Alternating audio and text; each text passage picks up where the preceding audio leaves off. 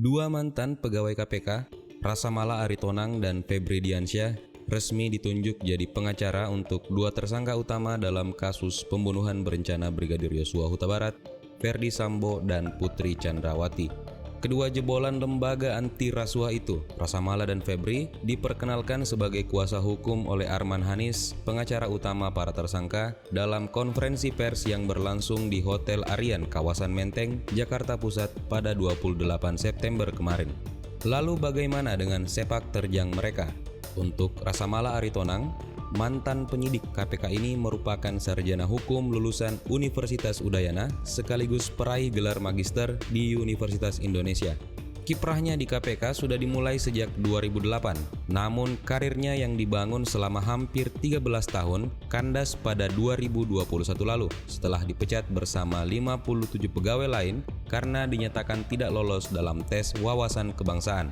Jabatan terakhirnya di lembaga anti rasuah adalah Kepala Bagian Perancangan Peraturan dan Produk Hukum di Biro Hukum KPK, dan setelah berhenti, dia alih profesi jadi pengajar di Fakultas Hukum Universitas Parahyangan, serta mendirikan firma Visi Law Office bersama dua rekannya, Donald Faris dan Febri Diansyah. Kedua pengacara barusan memang berasal dari kantor yang sama, namun untuk penugasan, mereka mendampingi klien yang berbeda. Rasamala fokus jadi kuasa hukum untuk Ferdi Sambo, sedangkan Febri mendampingi Putri Chandrawati. Bukan hanya tugas, latar belakang kedua pengacara ini juga sedikit berbeda, meski sama-sama pernah bekerja di KPK. Febri adalah sarjana hukum lulusan Universitas Gadjah Mada yang sempat bergabung di lembaga non-pemerintah Indonesia Corruption Watch sebelum akhirnya bekerja untuk KPK pada 2016. Dia hanya bertahan 4 tahun dan mundur dari jabatan terakhirnya sebagai juru bicara KPK pada 2020 karena merasakan perubahan drastis pada kondisi politik dan hukum di lembaga tempatnya bekerja. Tentu sebagai jebolan institusi yang pernah membawa harapan banyak orang, keputusan Febri dan Rasamala untuk mendampingi pelaku kejahatan yang jadi musuh publik dapat penolakan dari berbagai pihak, termasuk oleh sesama rekan yang telah meninggalkan KPK.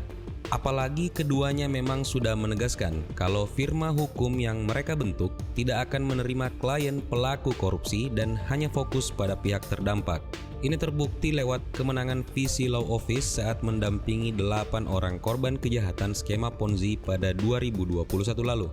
Namun tetap saja, meski menuai kritik, baik Febri maupun Rasamala sama-sama sudah memutuskan untuk tetap lanjut mendampingi Sambo dan Putri karena beberapa alasan.